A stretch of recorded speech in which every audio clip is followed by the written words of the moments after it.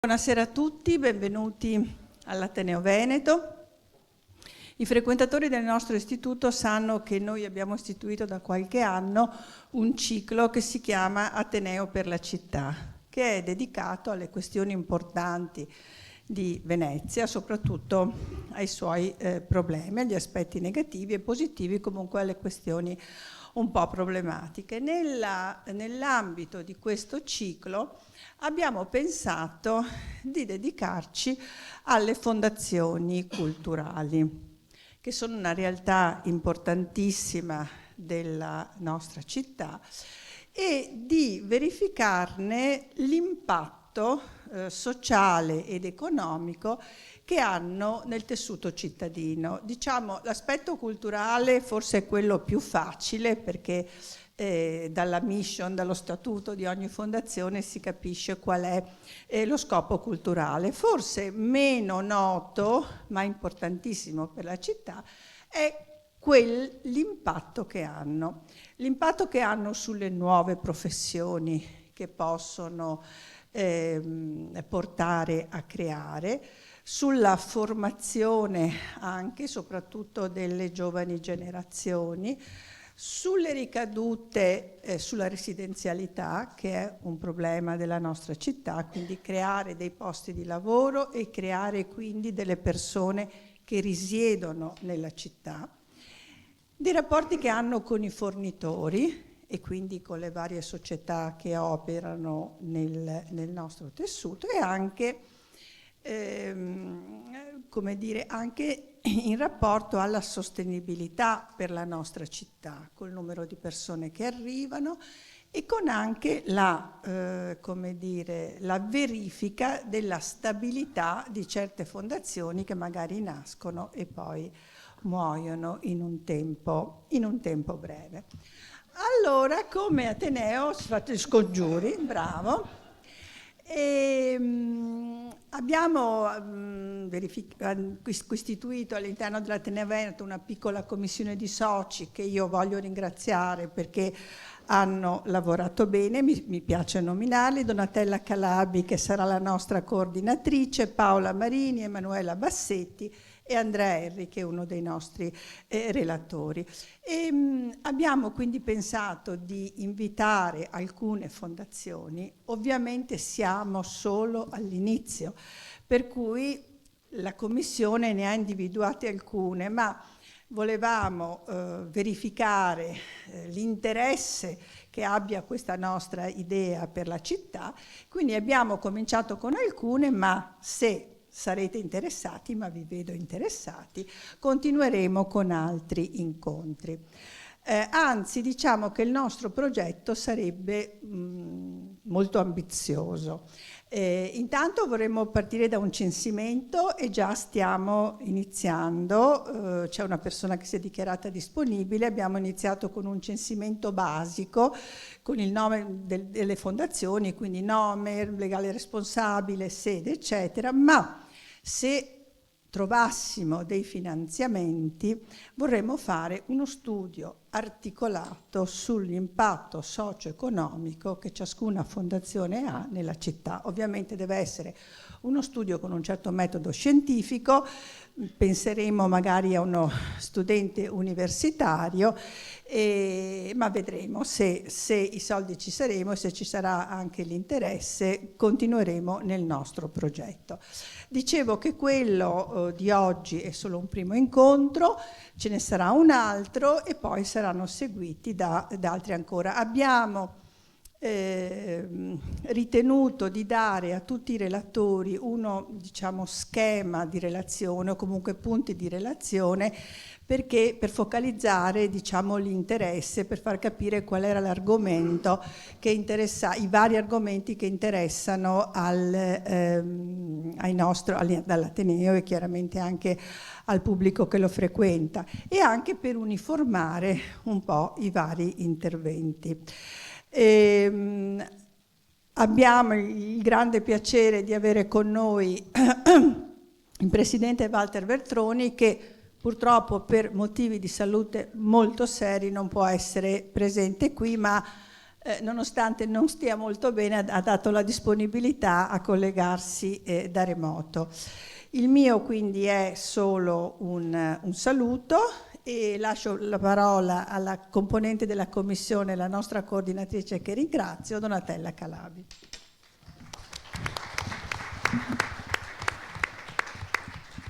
Grazie Presidente, buonasera a tutte e a tutti.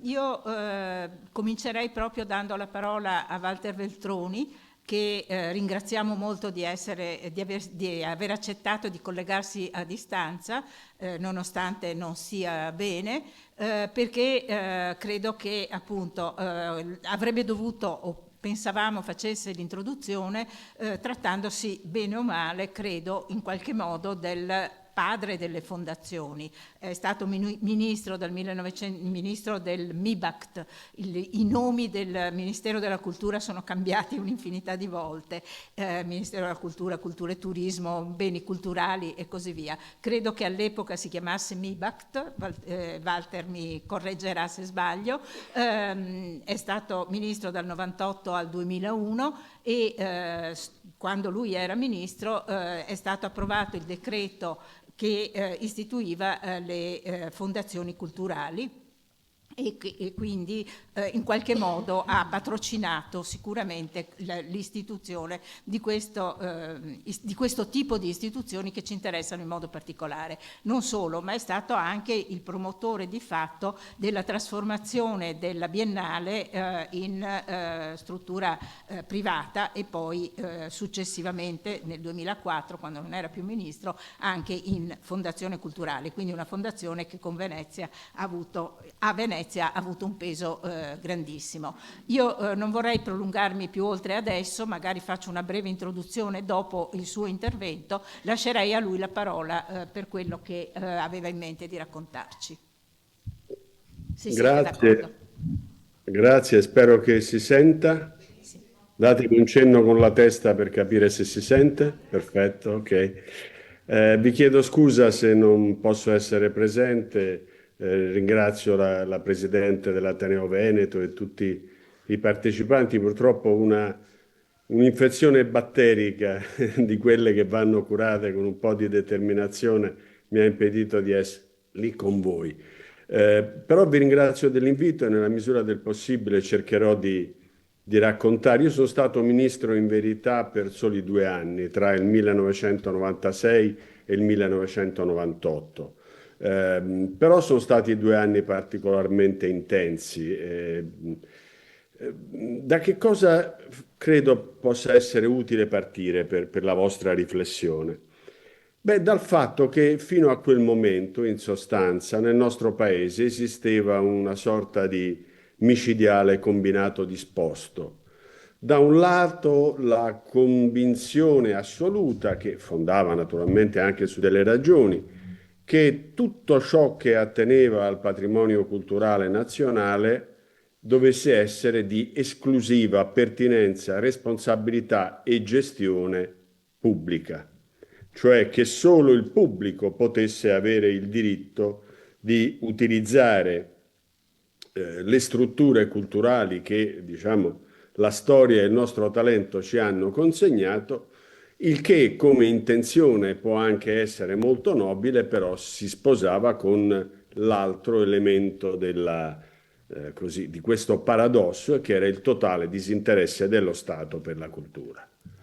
Il disinteresse dello Stato per la cultura si manifestava attraverso 2 palesi comportamenti. Il primo era la irrilevanza delle spese per la cultura nel bilancio dello Stato, che sostanzialmente era considerato quel ministero come il brutto anatroccolo e quindi veniva trattato conseguentemente. Secondo, il fatto che anche nella scelta, non parlo delle persone, ma parlo del criterio, nella scelta dei ministri che venivano incaricati, di solito il Ministero dei Beni Culturali era quello che veniva dato alla fine per compensare partiti minori. Questa era un po' la filosofia del tempo. Da questo punto di vista, diciamo, quegli anni lì furono anni particolari, un po' perché io ero vicepresidente del Consiglio e chiesi di occuparmi di cultura. Avrei potuto chiedere di occuparmi di interni o di esteri, ma invece chiesi di occuparmi di cultura. E poi perché era una compagine di governo, a cominciare dal Presidente del Consiglio, per continuare soprattutto col Ministro del Tesoro, Carlo Azeglio Ciampi, che aveva una particolare sensibilità su questo tema. Per cui ciò da cui partimmo era sostanzialmente un'idea che in verità aveva fatto i primi passi con due miei predecessori che vorrei citare, che sono Alberto Ronchey e Antonio Paolucci, che avevano sicuramente dato una svolta da questo punto di vista. Però io ricordo le discussioni che si facevano a proposito del fatto che persino si pensasse di aprire all'interno dei musei quelli che venivano chiamati servizi aggiuntivi, e cioè la libreria, il ristorante, il luogo dove i bambini potessero stare mentre i genitori visitavano le mostre. Anche su questo c'era una sorta di discussione in nome di quella che io, ripeto, capisco sacralità del bene culturale, che però avrebbe richiesto altre misure di impegno. E, e quindi noi cominciammo a fare una serie di cose che erano tutte nella direzione del rafforzamento della tutela e della valorizzazione. Queste due parole erano state Caino e Abele, diciamo, si pensava che la tutela fosse nemica della valorizzazione, anche con una sorta di rifiuto dell'antropizzazione dei beni culturali, che oggi ha raggiunto, come sappiamo, magari anche livelli eccessivi, e che però in fondo è la finalità democratica dell'esistenza del bene culturale stesso. E quindi noi cercammo di riconiugare il rapporto tra tutela e valorizzazione attraverso una serie di interventi. Il primo intervento fu un intervento sulle risorse. Con Carlo Azeglio Ciampi e con Vincenzo Visco, che era il Ministro delle Finanze, decidemmo di istituire una estrazione supplementare del lotto per finanziare un piano nazionale di interventi, una specie di PNRR, ma di interventi volti a salvaguardare una parte consistente del patrimonio culturale che stava andando in assoluto degrado. Riaprimmo la Galleria Borghese, il Museo Altemps, avviammo Venaria Reale, il Museo di classe a Ravenna e tante altre cose. E questo ci consentì di diffondere sul territorio una nuova attenzione e anche una nuova presenza del patrimonio culturale. Poi facemmo una serie di misure che adesso qui non è, diciamo, utile citare, ma per esempio a tutela della produzione audiovisiva italiana ed europea in un momento in cui si era dominati da americani e messicani. E poi facemmo due cose che invece sono strettamente legate a questa nostra discussione. La prima fu l'istituzione di un ministero che raccogliesse dentro di sé le diverse competenze che prima erano disseminate in vari uffici. Voi pensate solo che, per esempio, lo spettacolo faceva capo, non si è mai capito perché, alla Presidenza del Consiglio. E noi invece pensavamo un po' sul modello francese, quello di Marot prima e poi di Jack Long. Pensavamo che ci volesse un ministero che si occupasse complessivamente della vita culturale, intesa come salvaguardia di quello che la storia ci aveva consegnato, ma anche come promozione e valorizzazione di ciò che il talento era coevo, era in grado di produrre. Su questa base noi facemmo una legge, che è la legge dalla quale poi è partita l'esperienza delle fondazioni, che è una legge del 98, la 396, che aveva esattamente questo obiettivo, e fu la prima volta che entrò la parola fondazioni. Cioè, dopo una lunga discussione, si convenne che, fermo restando il fatto che i beni restavano in mano pubblica, fermo restando il fatto che la mano pubblica aveva un ruolo preminente di indirizzo, questo non impediva la possibilità per soggetti privati di accedere a fondazioni che gestissero il patrimonio. e che lo gestissero portando diverse risorse.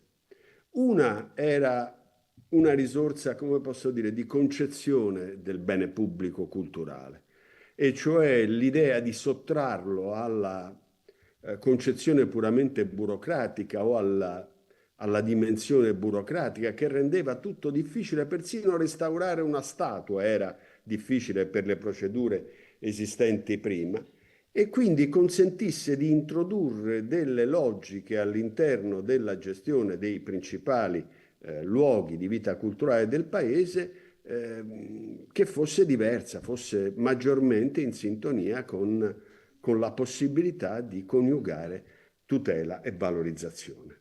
Secondo, l'apporto di competenze, cioè di punti di vista che fossero punti di vista non necessariamente solo interni ad una concezione della tutela che doveva restare ed è restata nelle mani dello Stato. Nessun altro potrebbe fare la tutela se non lo Stato per gli evidenti motivi, e che però nell'ambito della valorizzazione poteva far irrompere culture diverse. E terzo, l'afflusso di capitali, l'afflusso di risorse, delle quali un sistema meravigliosamente ricco come il nostro ha un grande bisogno. Teorizzare che l'apporto di una fondazione bancaria ad una fondazione culturale sia lesivo dell'autonomia della stessa, senza preoccuparsi che senza quell'apporto il patrimonio stesso rischia di degradare, era per me una contraddizione non sopportabile. E quindi abbiamo condotto anche, come posso dire, una battaglia culturale in Parlamento su questo, vincendo. La legge fu approvata, si istituì il Ministero, e con il Ministero si istituirono le fondazioni. Fondazioni alle quali io cercai di far corrispondere due modelli subito, cito solo questi due. Il primo, Pompei. Pompei era amministrata come un ufficio del catasto, e invece Pompei doveva essere gestita come ciò che è, cioè uno dei più grandi luoghi culturali del mondo. E quindi, fermo restando, non ho bisogno di dirlo in questa sede, che tutto è in mano pubblica, la tutela, il restauro, i lavori di scavo, eccetera, che ci fosse un contesto di valorizzazione che coinvolgesse le amministrazioni locali e soggetti privati qualificati, perché selezionati. Mi sembrava allora, e diciamo, i risultati sono andati in questa direzione, la scelta giusta. Per la Biennale noi immaginammo una via diversa, cioè immaginammo la costituzione di una società per la Biennale, una società culturale, che era una figura giuridica che consentiva la realizzazione degli stessi obiettivi, avvenendo nel pieno rispetto del ruolo e del peso delle istituzioni locali. Ne discutemmo a lungo con il sindaco, che allora era Massimo Cacciari, con il presidente della regione, e alla fine arrivammo a questa soluzione che sicuramente, come Paolo Baratta ha ampiamente riconosciuto nel suo volume, diede alla Biennale la possibilità poi di conoscere altri momenti come quello della successiva trasformazione in fondazione. Facemmo la stessa operazione con gli enti lirici, perché i bilanci degli enti lirici erano una cosa mostruosa in termini di passivo, e proprio la logica che li guidava era fortemente, per esempio, dominata da una sindacalizzazione autonoma che imponeva scelte che non erano scelte in linea con il compito di istituzioni culturali molto grandi. E abbiamo avuto un apporto, anche se in un settore il cui ritorno in termini di immagine e di promozione è evidentemente minore che in altri, salvo alcune eccezioni che sono la Scala e a pochi altri, però abbiamo avuto comunque un impegno importante.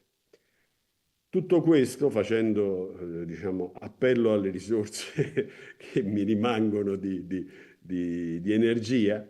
Tutto questo, secondo me, alla fine ha prodotto degli effetti positivi, anche proprio di cultura della tutela e della valorizzazione. Intanto ha fatto crescere una quantità immensa di nuove professioni, di competenze culturali, ha allargato la quantità di esseri umani del nostro paese che sono entrati a contatto con patrimoni che altrimenti venivano gestiti solo all'interno dell'amministrazione. Secondo, ha avuto un effetto molto importante dal punto di vista dell'indotto, perché queste fondazioni, alimentando, diciamo, del proprio lavoro il rapporto col territorio, hanno aiutato i singoli territori a crescere. Io sono stato recentemente a Brescia, il sistema di Santa Giulia, per esempio, è un meraviglioso esempio di compartecipazione di pubblico e privato. Sono emerse residenzialità nuove legate al lavoro di queste fondazioni e quindi complessivamente, adesso io poi, diciamo, negli ultimi anni non ho più gli elementi di attualizzazione del giudizio che mi possano far dare una valutazione compiuta, però rimango convinto che questa fosse la scelta giusta perché aveva dentro di sé anche un valore di carattere generale. Pubblico e privato non sono nemici.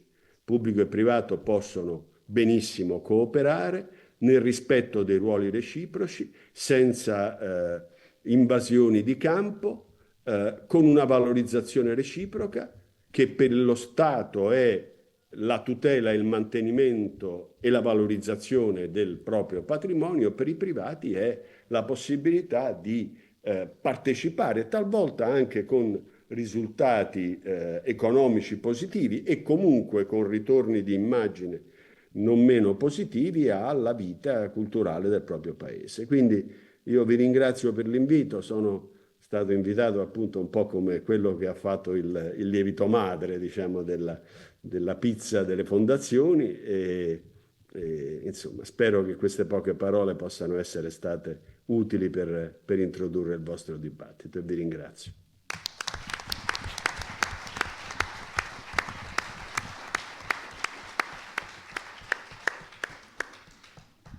Molte grazie a Walter Veltroni, credo che appunto abbia assolutamente introdotto, ben introdotto la questione che ci sta a cuore da padre in qualche modo delle fondazioni culturali. Io aggiungerei fondazioni artistico-culturali perché sono quelle che ci interessano in particolare in questa sede e in particolare a Venezia.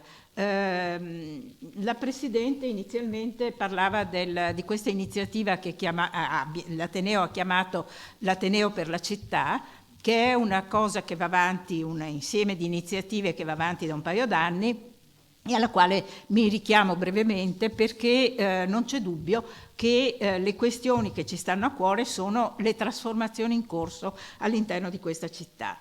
Siamo partiti l'anno scorso parlando soprattutto di residenza, sappiamo benissimo che i temi sono fra loro molto legati, ma che non possono essere affrontati tutti insieme e quindi appunto l'anno scorso abbiamo sviluppato con una serie di dibattiti e di anche conflitti, non tutti erano d'accordo, il tema della residenza, i diversi temi della residenza che andavano dalle questioni della residenza turistica alla residenza permanente, i cittadini, Venezia perde popolazione, alla residenza degli studenti e quest'anno ci siamo invece concentrati piuttosto sul tema del lavoro e parlando di tema del lavoro da veneziani mi metto fra questi, credo che tutti qua i presenti abbiano abbastanza netta la percezione dell'importanza del ruolo che le fondazioni artistico-culturali hanno in città dal punto di vista del loro impatto. È una percezione facile da avere, basta guardarsi intorno, basta girare per la città, basta leggere i giornali o guardare la televisione, la quantità di fondazioni grandi e piccole, quelle che sono presenti in città da molti anni e quelle che invece sono nate in tempi più recenti sono molto numerose. Inutile tornare ai tempi del 1996-98 per discutere se con la cultura si mangia o non si mangia, la cultura è il petrolio del nostro paese. Credo che tutti sappiamo che la cultura in qualche modo è il petrolio del nostro paese, il problema è di sapere come, in che modo, chi ne gode e quali sono i vantaggi o svantaggi, io credo tutto sommato vantaggi nel caso di Venezia, di queste istituzioni che hanno un impatto sicuro sulla città, di tipo sociale, di tipo economico, di tipo culturale, lo diceva prima la Presidente. Io insisterei anche sul di tipo culturale, poi cerco di spiegarvi perché. Le fondazioni a Venezia, appunto, ce ne sono di molto importanti e di più vecchia data. Il Gazzettino alla fine del 2024, nel dicembre del 2024, cercava di fare un bilancio degli effetti sulla città, sul bilancio cittadino, e diceva e nominava la Fenice, i musei civici e la Fondazione del Teatro Stabile, dicendo che sono la vera e propria fabbrica della città. Io credo che questo sia quasi indiscutibile. Non c'è dubbio che abbiano un ruolo importantissimo anche dal punto di vista economico, ci torneremo. Ma esistono una serie di altre fondazioni meno importanti e forse anche meno consolidate che rappresentano in modo importante, hanno un impatto assolutamente importante di tipo sociale e culturale, e cercare di capire meglio chi e come mangia fa cultura mangiando in questa città, cioè quali sono il tipo di ricadute che queste fondazioni hanno, sia molto importante. Quali fondazioni? Noi abbiamo cominciato da un certo numero di fondazioni, un numero molto ridotto rispetto... Non si sente? Sì. Scusi. Un numero molto ridotto rispetto alle fondazioni che esistono in città. Prima Antonella Magaraggia ricordava che ci sono stati dei primi tentativi anche di quantificazione e che ci sono dei lavori in corso da questo punto di vista. Anche questo mi sembra particolarmente significativo e io vorrei sottolinearlo perché i nostri discorsi intendono essere possibilmente scientificamente documentati, non sono soltanto la percezione è chiara tutto sommato, ma al di là della percezione cerchiamo anche di avere dei dati e di documentare quello che sentiamo essere presente in questa città, essere presente come trasformazioni in corso. Allora, appunto, delle prime quantificazioni sono state fatte, la Biennale ha parlato di 70 fondazioni culturali presenti in città, Rankovic ha parlato di 55, cercando di dare anche alcuni elementi precisi di carattere pubblico o privato di localizzazione, di quantità di persone coinvolte. Per esempio, appunto, quanta manodopera queste fondazioni sono in effetti in grado di coinvolgere e che tipo di fondazione e di manodopera. La questione di fondo è proprio quella dei mestieri a cui alludeva Veltroni un momento fa. Mestieri spesso innovativi, mestieri spesso qualificati, magari sottopagati, magari precari, ma sicuramente nella maggior parte dei casi decisamente qualificati. Allora, in una città in cui non si fa che parlare di overtourism e nella quale anche ci si lamenta della perdita di popolazione, io credo che centrare il discorso su questi lavoratori che in qualche modo vengono impiegati nelle fondazioni che ci circondano sia particolarmente importante. Non tutti questi lavoratori diventeranno mai popolazione residente e tutto sommato io credo che sia anche poco interessante questo aspetto. Non è tanto la popolazione residente, ma la popolazione che in qualche modo abita e vive questa città, anche per periodi. E da questo punto di vista Venezia, come città cosmopolita da sempre, da Repubblica Veneta, è una città in cui si va, si viene, si abita per un periodo, poi si torna, poi si va via, poi magari si decide di venirci a stare a tempo più lungo. E questo vale per gli studenti, per i giovani ricercatori, vale per chi lavora all'interno delle fondazioni, credo. Ed è questo impatto sulla città che a noi interessa, a noi Ateneo Veneto interessa in modo particolare cercare di capire di chi si tratta e che cosa questo significhi. Le fondazioni, parlavo prima delle 3 fondazioni che sono considerate dal Gazzettino la fabbrica di questa città, ma accanto a queste alcune delle fondazioni, e in particolare quelle di cui parliamo oggi, non so se debbano essere definite la fabbrica, non è tanto questo il problema della definizione, ma sono sicuramente delle fondazioni che hanno un impatto. Io credo che i rappresentanti ci racconteranno, ci descriveranno quale tipo di impatto e quale dimensione questo impatto ha.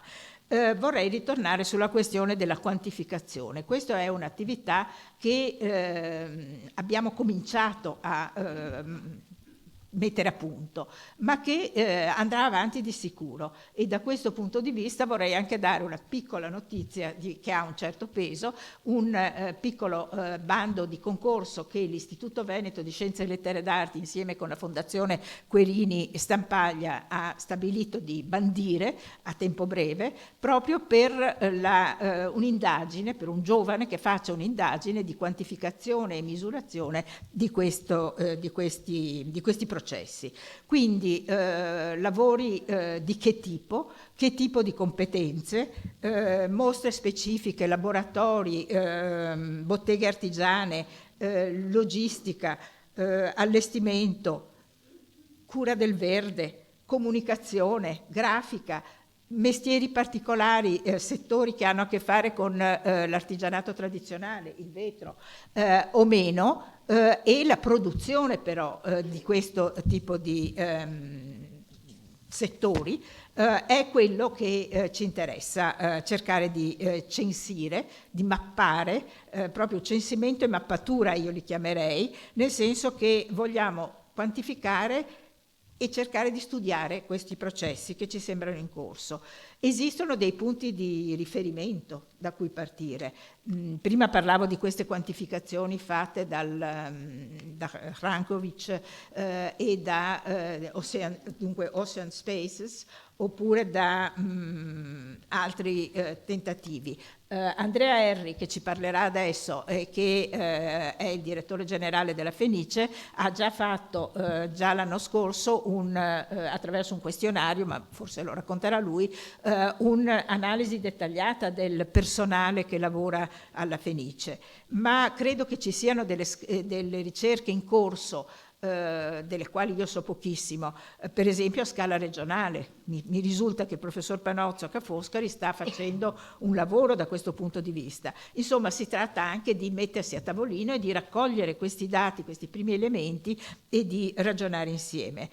Questo partenariato a cui alludevo parlandovi della borsa, del premio che l'Istituto Veneto e Querini insieme cercheranno di bandire, mi pare un caso abbastanza virtuoso di tentativo di creare un partenariato fra istituzioni culturali esistenti a Venezia per cercare di ragionare su questi temi. Il CISET, se non ricordo male, forse addirittura 20 anni fa o anche 25, penso che fosse il 2000, aveva fatto un primo tentativo di quantificare le fondazioni, le istituzioni culturali. La Fondazione Venezia 2000 aveva pubblicato per una serie di anni una serie di dati su questi temi. Insomma, voglio dire che si tratta anche di partire da quello che abbiamo a disposizione e sul quali ragionare.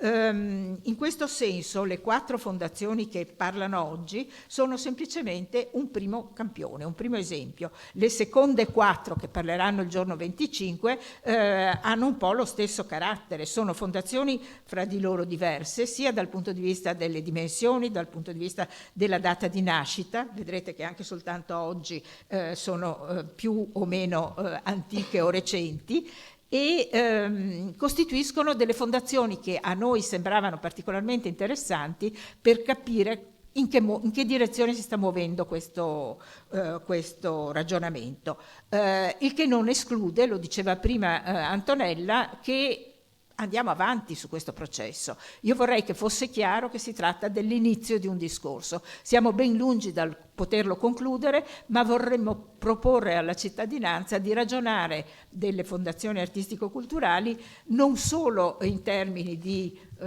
speculazione, ma invece di ricadute anche virtuose nei confronti della situazione sociale ed economica e del lavoro in generale a Venezia. Questo è un po' il senso dell'iniziativa che abbiamo preso. E da questo punto di vista, seguendo l'ordine, se siete d'accordo con che è presente nel programma, darei per primo la parola ad Andrea Erri. Credo che in questa sala non ci sia bisogno di presentare i 4 rappresentanti delle 4 istituzioni. Comunque Andrea Erri è direttore generale del Teatro La Fenice dal 2017. Il decreto che istituisce le fondazioni per quanto riguarda le fondazioni lirico-culturali musicali è del 1996, giusto?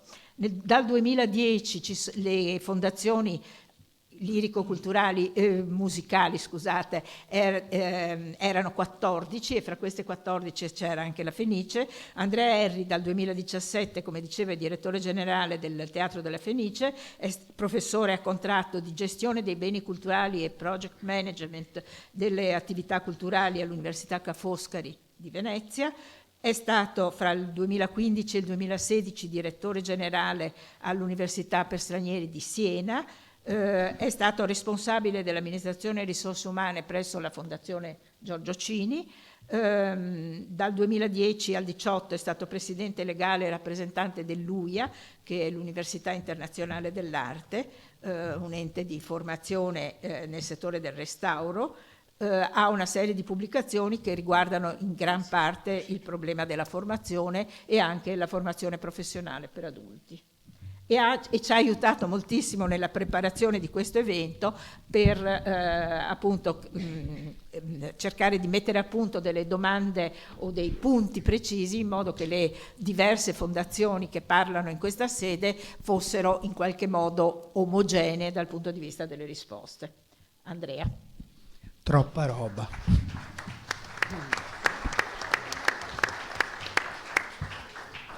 Buonasera a tutte e a tutti voi. Io sono felicissimo di vedere un pubblico così numeroso perché durante le riunioni che abbiamo avuto avevamo una parte, diciamo, del club che chiamavo il club delle ragazze positive nei confronti della resa di questi eventi e gente invece che diceva oddio, dovremo andare in una sala più piccola perché non riusciremo a riempire. Invece, per fortuna, i feedback sono stati molto positivi, difatti vedo tutte molto sorridenti. Allora, ci intratterremo insieme questa sera in un tema abbastanza nuovo, e cioè quello dell'analisi di impatto economico. La domanda è questa. Nell'immaginario collettivo noi pensiamo sempre un po' alla cultura come un soggetto che assorbe risorse, no?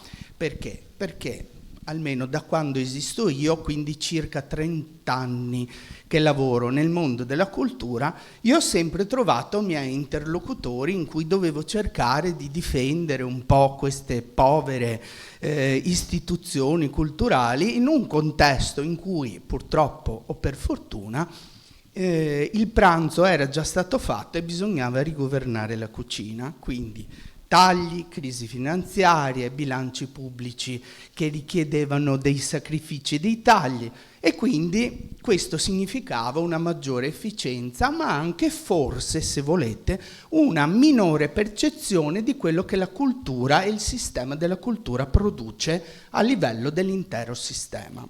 E quindi mi sono chiesto, esiste un modo per poter vedere effettivamente se esiste un impatto in termini positivi dal punto di vista dello sviluppo? La prima cosa che poter misurare un impatto per quanto riguarda le variabili, soprattutto culturali e sociali, significa entrare all'interno del vissuto delle persone, quindi è molto soggettivo. Quindi sono partito dalla cosa apparentemente più facile, che è quella di dire che tipo di impatto economico esiste, o esiste un impatto economico positivo per quanto riguarda il sistema delle fondazioni. Io molto umilmente me lo sono chiesto per quanto riguarda l'istituzione che ho il piacere di servire, e cioè il Teatro La Fenice. Quindi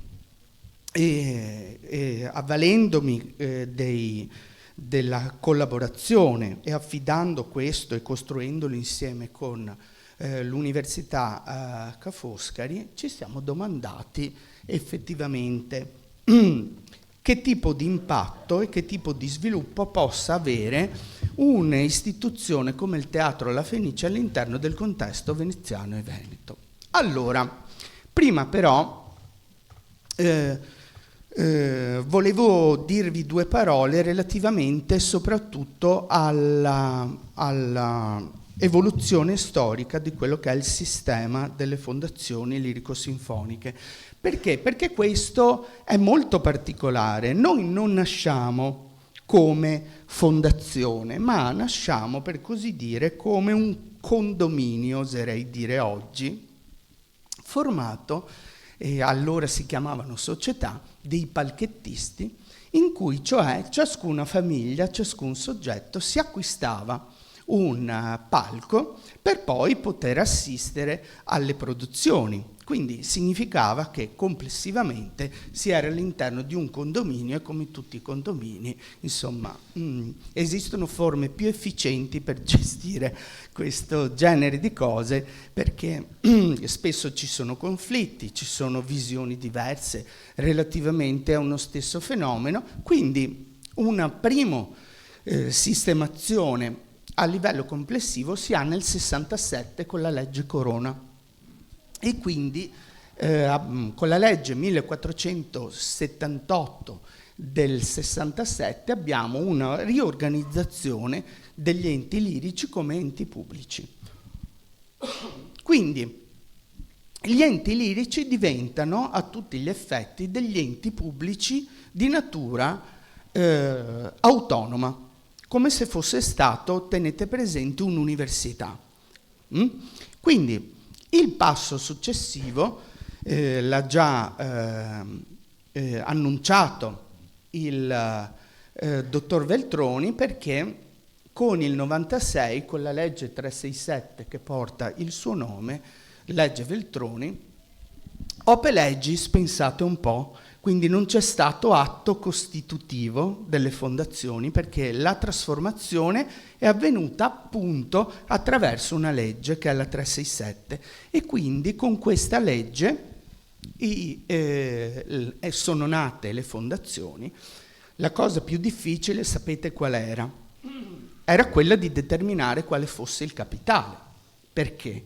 Perché in un ente pubblico, e gli enti pubblici di oggi, pensate agli enti territoriali, i comuni, le province lo sanno bene, non esiste, non si parla mai di patrimonio dell'ente, perché tutto viene ricondotto ad un bilancio e quindi a una valutazione di natura meramente finanziaria. Ho spese correnti, ho entrate correnti, ho spese in conto capitale e ho entrate in conto capitale, residui e così via, ma non esiste una valorizzazione di quello che è l'aspetto economico, cioè di come utilizzo le risorse, non si ha idea di quello che genera poi in termini di servizi come valore aggiunto l'ente, e non si ha nemmeno idea di quello che è il patrimonio.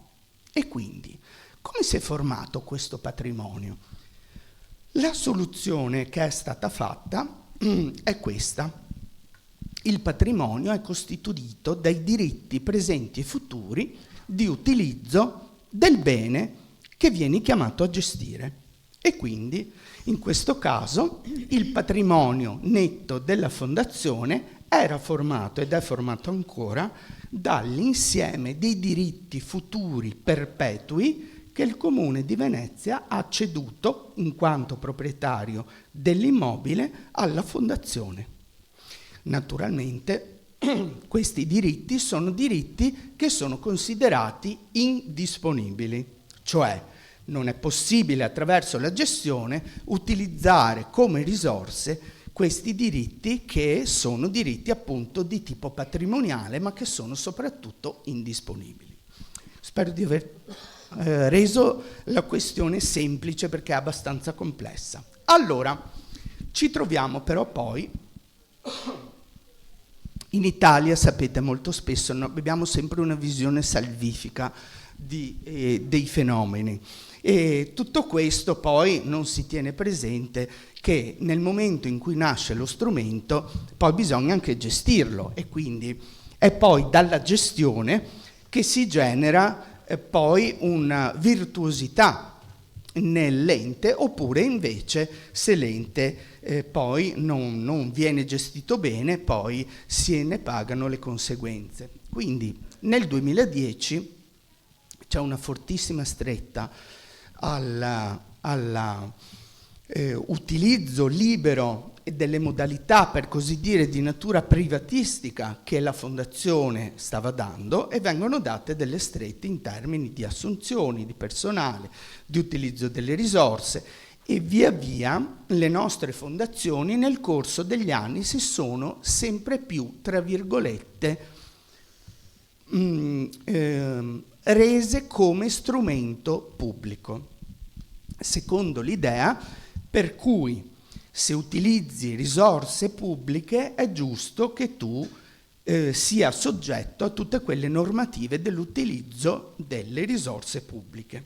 Quindi concorsi come se fossero enti pubblici per poter assumere, così soggezione al codice degli appalti per quanto riguarda gli acquisti di beni e di servizi, e così via. Tutto questo portò a una serie di problemi nel corso degli anni, che hanno costretto alcuni ministri a rifinanziare il sistema delle fondazioni, anche commissariandone molte, e successivamente poi inasprendo, per così dire, i vincoli di gestione ad esse affidate. Il tutto va a concludersi, per così dire, con il 2021, con un processo di ripatrimonializzazione delle fondazioni lirico-sinfoniche, e poi con una creazione di 2 fondazioni speciali, quindi a statuto autonomo, rappresentate dalla Scala e Santa Cecilia. Così abbiamo visto velocemente una prospettiva storica. Ora entriamo invece più nel vivo di quella che è l'analisi di impatto. Forse non tutti sanno che la mission, per così dire, della Fondazione si è trasformata nel tempo e si è ampliata molto di più. Se cioè 30 anni fa, quando siamo nati, quasi 30 anni fa, come Fondazione, eravamo soprattutto un teatro d'opera, oggi non siamo più solo questo, perché nel corso del tempo siamo diventati, per così dire, una fondazione culturale e di spettacolo che rappresenta un po' quelle che sono le istanze delle varie comunità che popolano il nostro teatro.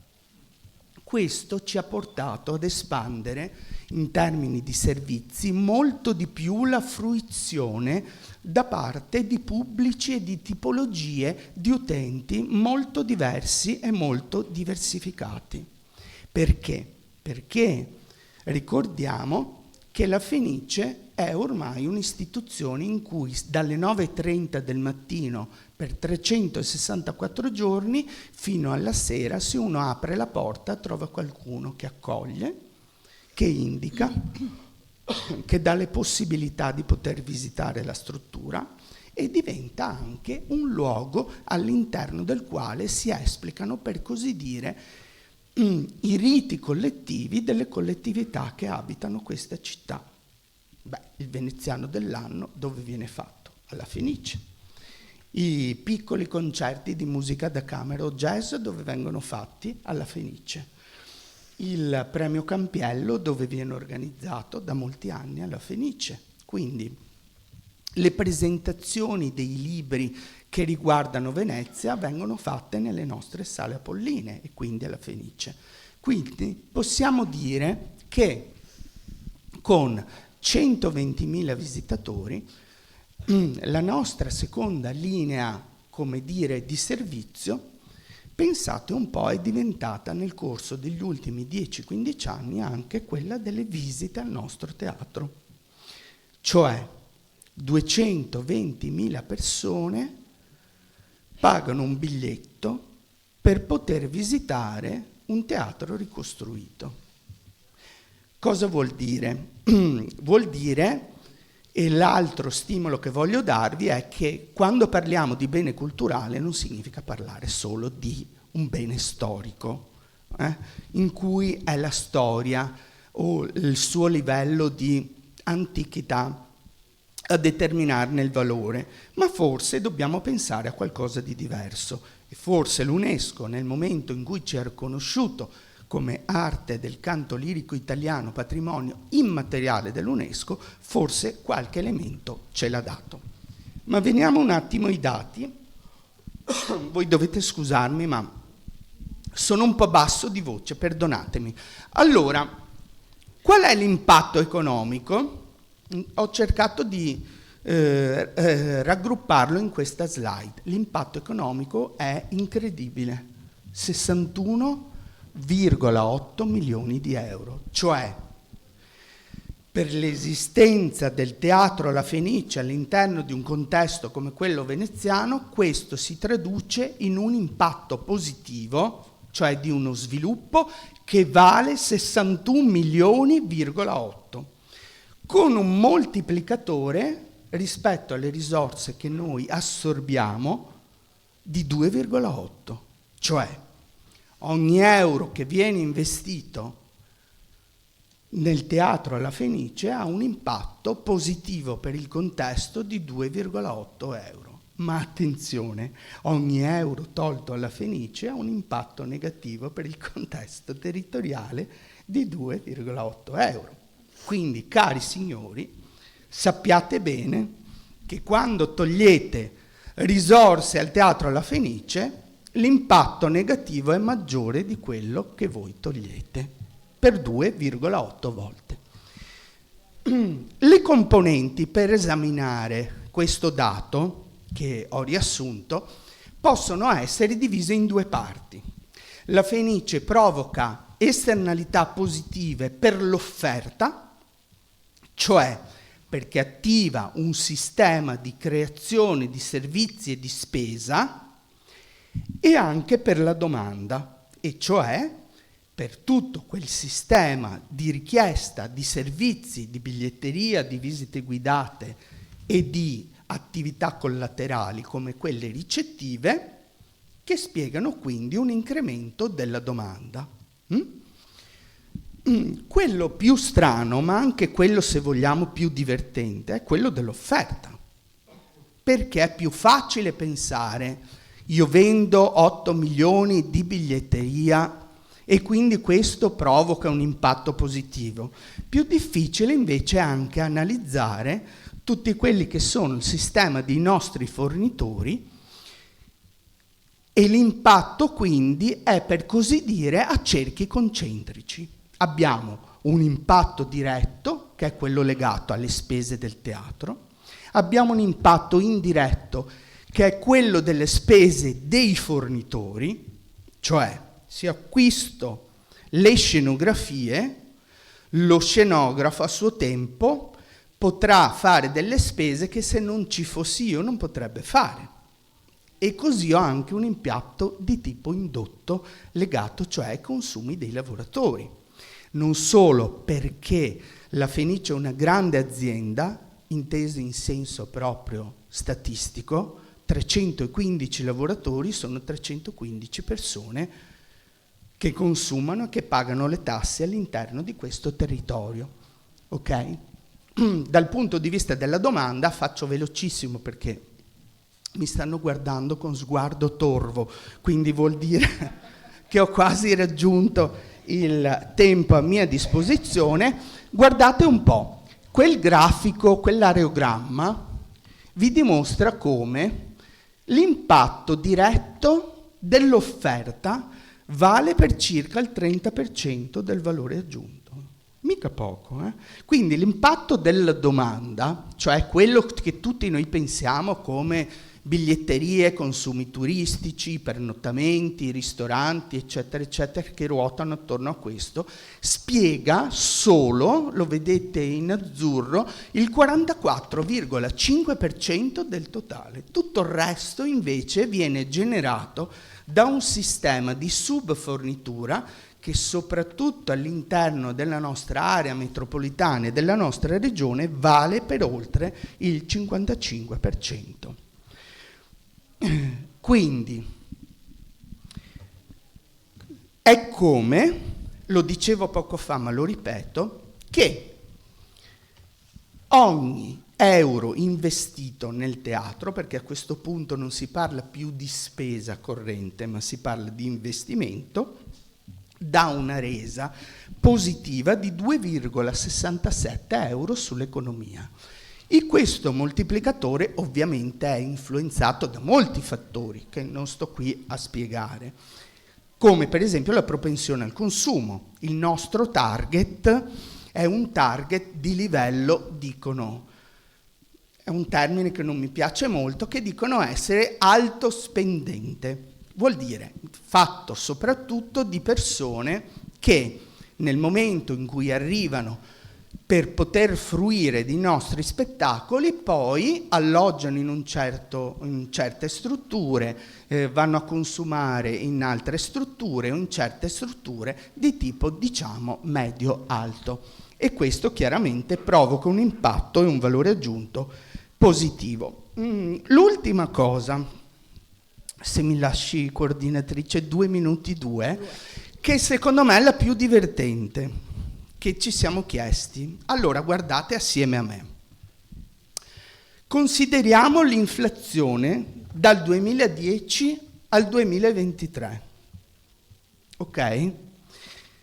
Voglio paragonare i contributi che ricevo contro quelli che dovrei ricevere se si fosse tenuto presente dell'inflazione e quindi della perdita di potere d'acquisto. Perché nel momento in cui il Ministero mi dice ti ho mantenuto i livelli di contributo dell'anno scorso, credendo di farmi un grande piacere, in periodi di inflazione alta come è stato 2 o 3 anni fa, è come se mi dicesse ti do il 10% in meno, giusto?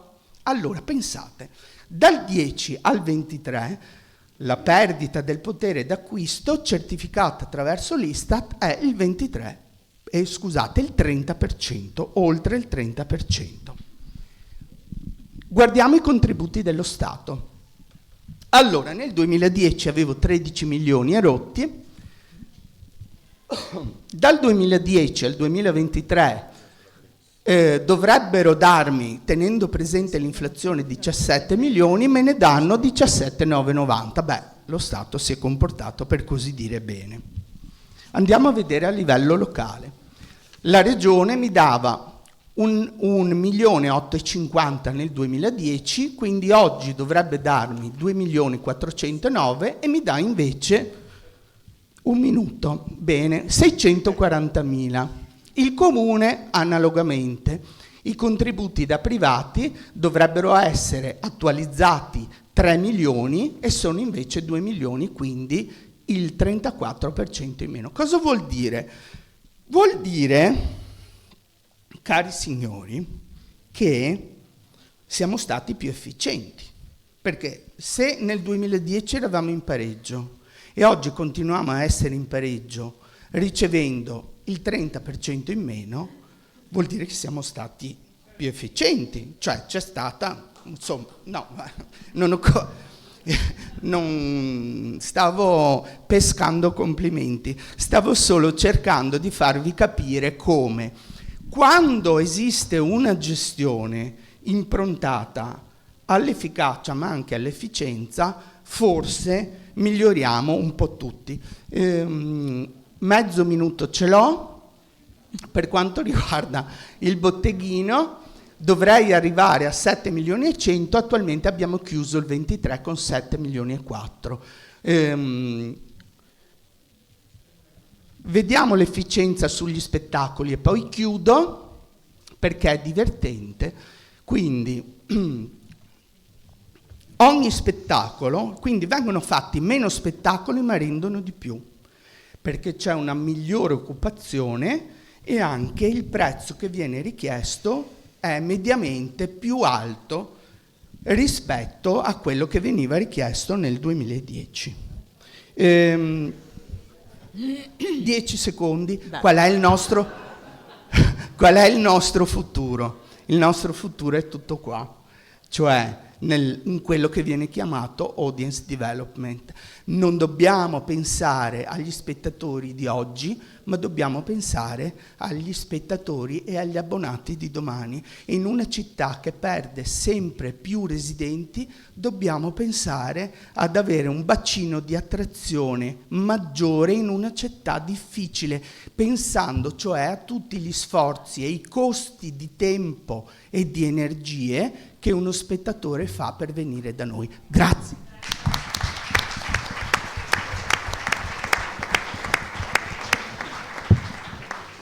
Grazie Andrea, e scusa se ti ho dovuto tagliare, ma abbiamo i tempi un po' costretti. Siamo andati dalla fondazione più antica, fra virgolette, alla più recente. Berggruen Arts and Culture è la più istituita nel 2022. No, in realtà abbiamo aperto comunque, l'aprile scorso, sì, e l'abbiamo costituita l'anno prima, quindi nel 2023. Vabbè. Vorrei solo sottolineare molto brevemente che Andrea insisteva sulla gestione delle risorse pubbliche e delle condizioni pubbliche, per esempio nel reclutamento delle persone, del personale e così via. Adesso parliamo di invece risorse private e gestione privata delle fondazioni. Per tutte e tre, credo, le prossime tre casi che prendiamo in esame. Quindi il discorso è molto articolato, come potete capire, e mi sembra veramente importante sottolineare anche questo aspetto. Ti do la parola Mario Codognato, che è direttore della Fondazione Berggruen, è un veneziano nato e vissuto fin da giovanissimo a Venezia, ma poi nell'ambito di un collezionismo raffinato come era quello della sua famiglia, ma poi ha condotto studi di storia dell'arte ed esperienze professionali importanti, soprattutto a Londra. Ha iniziato a lavorare come curatore in esperienze importanti a Londra, ma anche al Madre di Napoli, al Belvedere di Vienna, fra il 2014 e il 2016, in molte istituzioni museali a livello internazionale, ha curato mostre monografiche, alcune veramente importanti, e i relativi cataloghi. Da alcuni anni i suoi progetti l'hanno riportato a Venezia, dove si è occupato l'anno scorso, forse molti di voi immagino se lo ricordino, della mostra su De Kooning all'Accademia, alle Gallerie dell'Accademia, e poi della Fondazione Anish Kapoor dal 2020, credo, non lo so esattamente, sì. E adesso della Fondazione Berggruen, per la quale si è occupato anche del restauro e ristrutturazione di due palazzi e di due edifici molto importanti, che è una seconda ricaduta, un'ulteriore ricaduta nell'impatto a Venezia, dell'impatto sulla città, che è quello del restauro di alcuni edifici importanti, in parte abbandonati o comunque degradati, che invece tornano a vivere, e sono in caso specifico Palazzo Diedo e la Casa dei Tre Occhi. Mario, la parola. Grazie. Appunto la Fondazione Berggruen è veramente neonata, quindi il mio intervento sarà molto breve perché ho poco da raccontarvi, è un vagito, diciamo, perché in questi pochi mesi abbiamo fatto poca esperienza di quello che possa essere l'impatto sulla città. Però a monte di tutta questa discussione, anche rilacciandomi a quello che ha sottolineato bene Andrea, eccetera, penso che in tutta questa vostra indagine, in questa vostra analisi, forse l'aspetto più importante è capire quello che è l'impatto sull'indotto generale della città. E credo che uno dei grandi cambiamenti su Venezia negli ultimi anni sia stato quello, a partire chiaramente dalla Biennale, che è la regina delle fondazioni veneziane, quello di un prolungamento della stagione culturale. Il fatto che la Biennale d'arte, per esempio, ora duri da aprile a novembre, quindi quasi per buonissima parte dell'anno, e che anche la maggior parte delle altre fondazioni culturali si sia tarata, diciamo, su questo calendario, sia una delle grandi novità.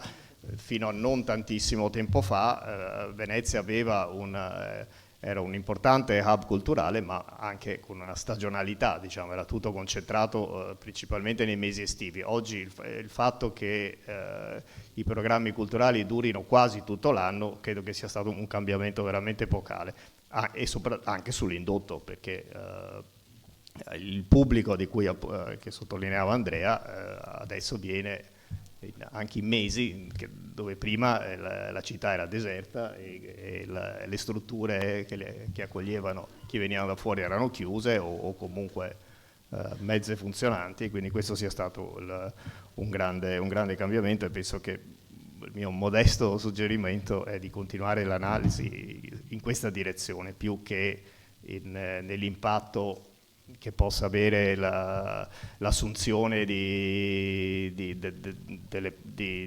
un certo numero di persone che lavorino in queste fondazioni culturali paramuseali, diciamo, perché comunque non si va mai oltre qualche decina di persone e quindi è più difficile, ecco, da quantificare. Come diceva giustamente Donatella, noi abbiamo, penso che il nostro grande contributo a Venezia è stato quello di restaurare Palazzo Diedo, che è un palazzo monumentale, importantissimo di Tirali, che era abbandonato da 10 anni e in grande degrado. Il restauro non è ancora finito, abbiamo fatto questa follia di aprire l'anno scorso ad aprile col cantiere mezzo aperto, ma avevamo, ecco, così una fretta di lanciarci appunto nelle nostre attività. E abbiamo oltre ad aver restaurato il palazzo, abbiamo chiesto ad artisti contemporanei di contribuire a progettare parti del palazzo che erano incompiute o che non esistevano. Basti pensare alla scala di Castelnuovo. Il palazzo, pur essendo così monumentale, non aveva una scala che collegasse il primo al secondo piano. Immagino perché al tempo finirono i denari per completarlo, e noi abbiamo chiesto a Castelnuovo, che è uno degli artisti contemporanei più importanti e più influenti, famoso appunto per la costruzione di scale, di farne una per noi. Abbiamo quindi coinvolto maestranze, restauratori che prima d'ora non avevano mai lavorato con artisti contemporanei, quindi penso che per loro sia stata un'esperienza importante. Il nostro staff è molto piccolo, però ci avvaliamo di una società di servizi museali molto importante, di cui non faccio il nome, che invece ci ha fornito tutte le risorse umane per aprire quello che di fatto funziona come un museo vero e proprio.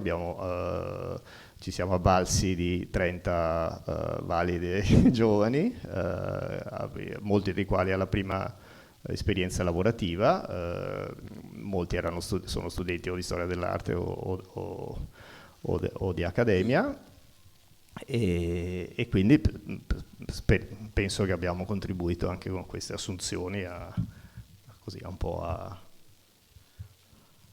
un contributo della città. Grazie. Molte grazie. Ho un video da proiettare, va bene.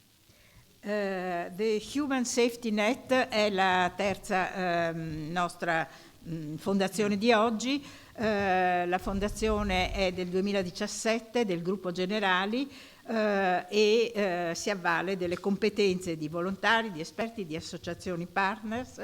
Riprendo in questo senso anche l'ultimissimo discorso fatto da Mario Codognato. Qual è lo staff di queste fondazioni? Staff piccolo, più o meno piccolo, più grande, l'utilizzo anche di società di servizi, che cosa significa dal punto di vista delle risorse umane. Insomma, tutte queste questioni credo siano particolarmente importanti. Il nostro interlocutore di oggi è Gabriele Galatteri di Gerola, un manager, dirigente d'azienda e banchiere, che è presidente delle Assicurazioni Generali, che si è occupato di istituzioni culturali importanti, a Venezia fra l'altro della Fondazione Giorgio Cini, negli Stati Uniti della Columbia Business School, presso la quale, se non erro, si è anche in parte formato, fa parte della sua formazione, visto che aveva preso il master in Business Administration, se non sbaglio. Detto questo, gli do la parola tenendo conto del fatto che ha anche un piccolo video da farci vedere. Sì, che ci hanno fatto Grazie. una sorpresa, abbiamo anche un piccolo video nostro. Grazie.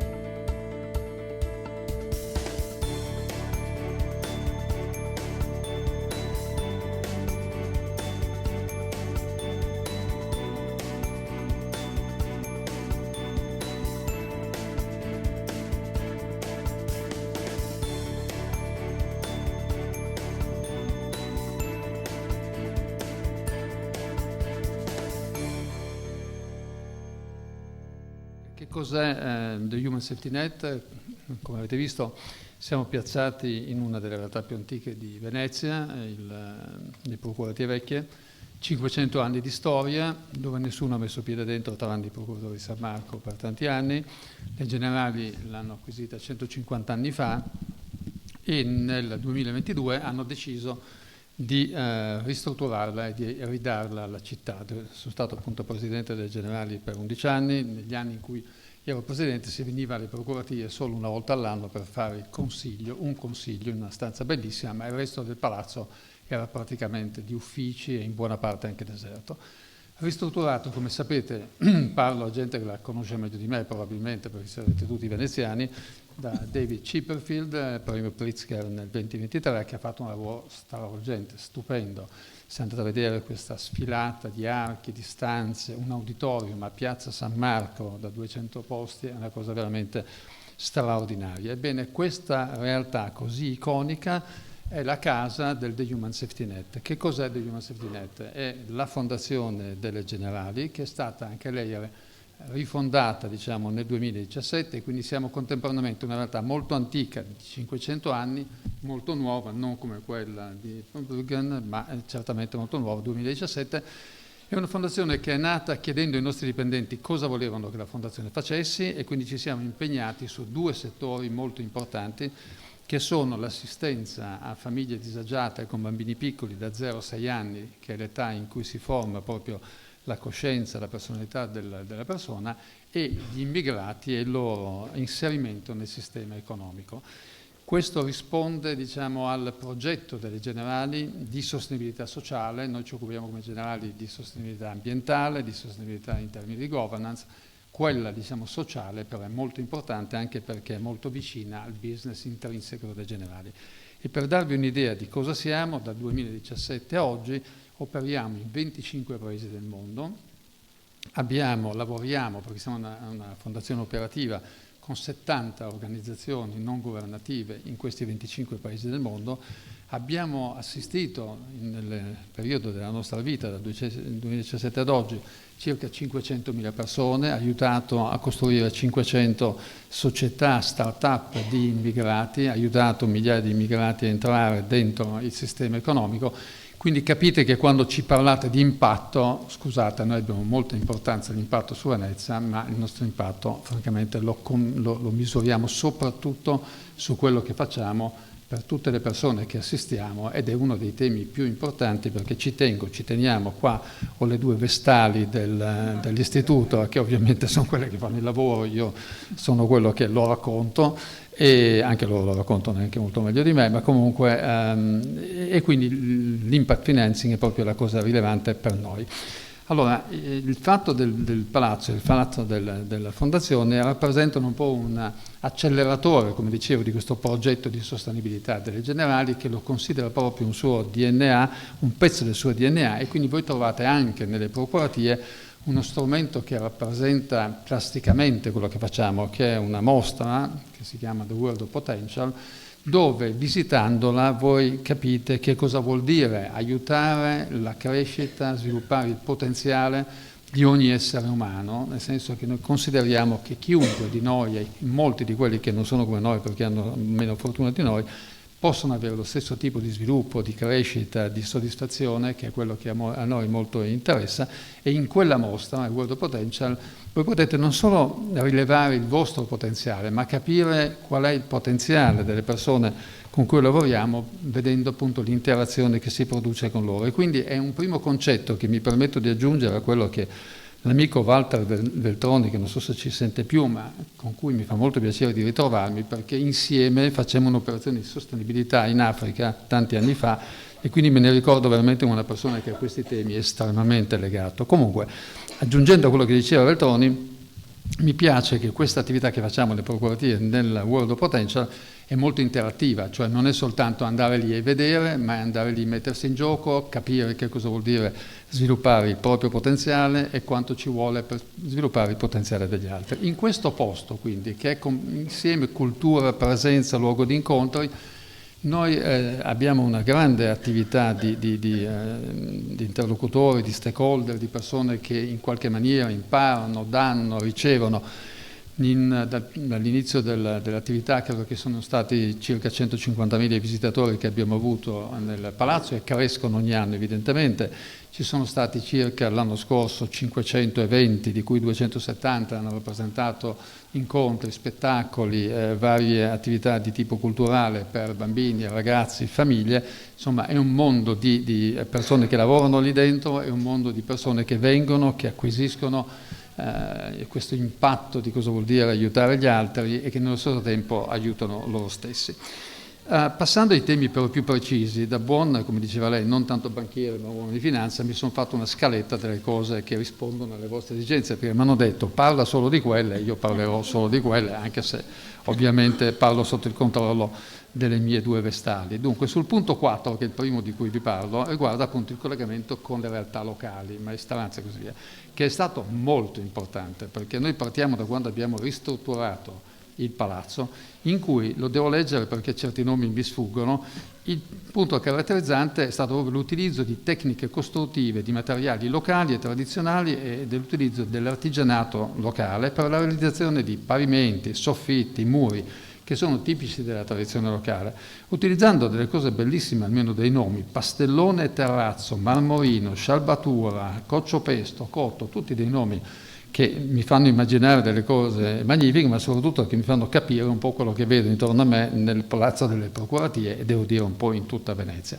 È stato un momento entusiasmante quando l'abbiamo messo a posto, perché vedere durante i periodi, ricordiamoci dell'alluvione del 19, della pandemia, in cui c'era questa massa di gente che lavorava, tutti veneziani o comunque dei dintorni di Venezia, che lavorava per la ricostruzione di qualcosa che, chiuso per 500 anni, evidentemente aveva delle strutture totalmente inutilizzabili. Si parla di 160 ditte specializzate che hanno lavorato quindi al restauro delle procuratie e che ancora oggi ci aiutano a organizzare tutti gli eventi che succedono nelle procuratie, perché gli eventi non sono soltanto sedie messe in un tavolo, messe in una stanza, sono anche costruzioni particolari di palcoscenici, di diversi tipi di spettacoli. Quindi le procuratie sono diventate veramente quasi un essere vivente nel quale si avvicendano azioni, discorsi, confronti, dibattiti di tutti i tipi che animano costantemente il palazzo. Sul secondo, quindi, grande collegamento con la realtà locale. Sul punto delle realtà umane, cioè delle risorse umane, abbiamo una struttura abbastanza piccola anche noi che fa funzionare questo mondo enorme in giro per il mondo, perché 25 paesi vuol dire che lavoriamo dall'Argentina alla Malesia, dalla Cina all'Italia ovviamente, alla Svizzera, alla Svezia, insomma paesi molto molto lontani anche, quindi, e abbiamo peraltro un cuore qua molto piccolo perché sono 6-7 persone proprio del nucleo centrale, a cui si aggiungono evidentemente altri team che sono piazzati nei diversi paesi. Abbiamo degli uffici di rappresentanza dove abbiamo poche persone ma dove passano molte persone, perché evidentemente portare le persone a Venezia, ed è stato uno dei concetti che ci ha fatto dire: anche se siamo nati a Trieste, noi siamo a Venezia e Venezia è il nostro punto di riferimento, perché, diciamocelo chiaro, fai un convegno, inviti 100 persone, se sei a Venezia te ne arrivano 120, se sei a Roma, a Milano, a Trieste te ne arrivano 80, 90, 70, qualcuno. Qua ne arriva sempre qualcuno di più di quelle che hai invitato, quindi è chiaro che è un punto di attrazione formidabile. Abbiamo nel secondo piano la Fondazione Venezia Capitale Mondiale della Sostenibilità. Sapere quante persone ci sono lì dentro bisogna chiedere all'onorevole Brunetta, che è il presidente, credo che ce ne saranno una decina. Abbiamo al secondo piano una Kunsthalle, cioè un posto dove si presentano delle mostre di arte contemporanea. Abbiamo un caffè che spero che voi tutti abbiate gustato qualche volta, che è gestito dalla Illy. Abbiamo, dovrei non dirlo perché ero nel Consiglio della Lavazza, ma comunque lo dico lo stesso, comunque va bene, non ditelo in giro perché se no mi criticano. Abbiamo una biblioteca della sostenibilità dove ci sono molti ragazzi e persone della città che vengono a prendere il caffè. Abbiamo, ecco qua, in termini di nuove professionalità, sviluppiamo insieme a Ca' Foscari la professionalità che io non conoscevo come, diciamo, nome, ma che conoscevo come esistenza in qualche circostanza, dei mediatori culturali, cioè sono dei ragazzi che vengono formati a Ca' Foscari, vengono a fare degli stage da noi e aiutano i visitatori al posto delle guide. Penso sono loro che invece delle guide, diciamo, con il telefonino, invece aiutano i visitatori a capire cosa c'è dentro una mostra e a usare anche alcuni strumenti della mostra, perché, come ho detto, è molto interattiva. Ricordatevi anche che c'è una moglie che si occupa di musei, anche lei è al Museo Egizio di Torino, ne fanno di tutti i colori, con un altro direttore che è l'equivalente di Alexia, che si chiama Cristian Greco, che non dovrei dirlo perché sono a Venezia, ma comunque andatela a vedere perché è un bellissimo museo, molto moderno anche quello. Dopodiché devo parlarvi del fatto che effettivamente questo museo, e che poi è un museo, questo luogo di cultura, questo luogo dove abitiamo, appunto è molto interessante proprio perché chi ci va non è mai soltanto uno spettatore passivo, che è un concetto che io condivido molto per quanto riguarda i musei. I musei non possono essere solo luoghi dove vai e vedi qualcosa che è successo in passato, devono essere delle realtà dove tu partecipi a capire quello che è successo, in qualche maniera contribuisci a disegnare quello che il futuro potrà essere, e qua Venezia è fantastico. Oggi il procuratore di San Marco Capo mi ha portato a vedere alcuni posti dietro San Marco. Devo dire che non vedi mai abbastanza a Venezia, ogni volta ti accorgi di quante cose ti dicono questi posti e ti fanno pensare per cose che stai facendo adesso in tutti i campi, e parlo non solo nell'arte, nella cultura, ma nella finanza, nello sviluppo delle aziende in cui sono coinvolto, quindi veramente affascinante. E poi lavoriamo con molte organizzazioni e istituzioni locali. Per esempio lavoriamo molto con la Venice Garden Foundation, con cui abbiamo iniziato già nel 2019 a rilanciare i giardini reali, che adesso tutti sanno che cosa sono, ma quando il sindaco dell'epoca mi diceva ma poi cominciate a fare i giardini reali, io andavo in giro e dicevo ma dove sono questi giardini reali, perché non si vedeva niente, cioè passavo davanti a posti assolutamente indescrivibili, e mi chiedevo, mi dice di andare in fondo per San Marco, poi a sinistra non si poteva passare, io non sapevo dove andare, quindi tornavo indietro sempre senza aver visto i giardini reali. C'è anche un giardino lì dentro, una serra che chiamiamo The Human Garden.